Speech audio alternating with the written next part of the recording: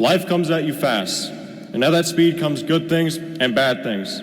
Some have a positive effect, and some have a negative effect.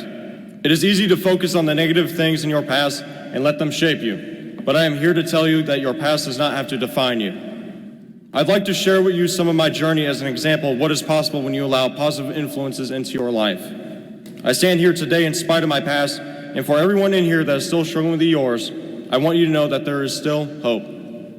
During the early years of my life, I experienced a lot of challenges that life threw at me. I let those challenges dictate my life for years, and it left me constantly feeling like I wasn't good enough for anything. As a freshman here at Matanzas High School, I show up in a total slump. 2020 was the year we came back to school after the COVID outbreak, and it was a weird time to transition to a new school.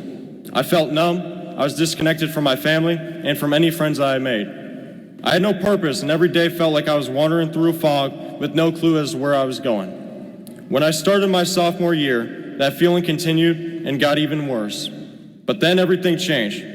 What changed was that I allowed 3 positive figures into my life that were already there, but I was too blind to see. They helped to transform me from a timid, lost kid to the young man you're looking at today. The first one is someone who many of you may know as the young professor or Mr. Graifer.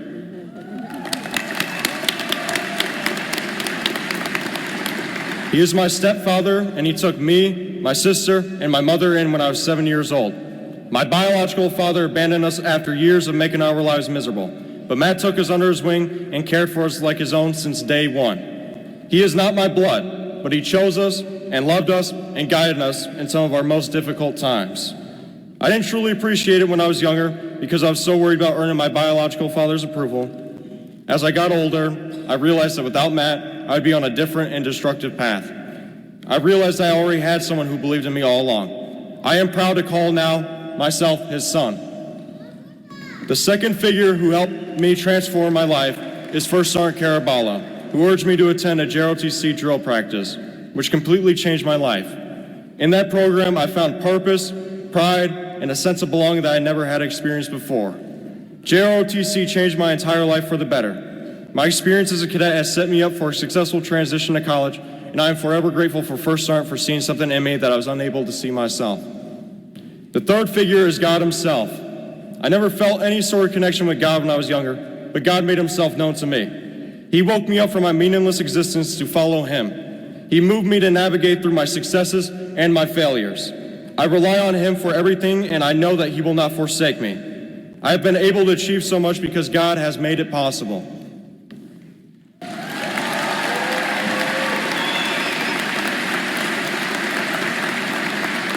I share my story with you to say what I said at the beginning. Your past does not have to define you.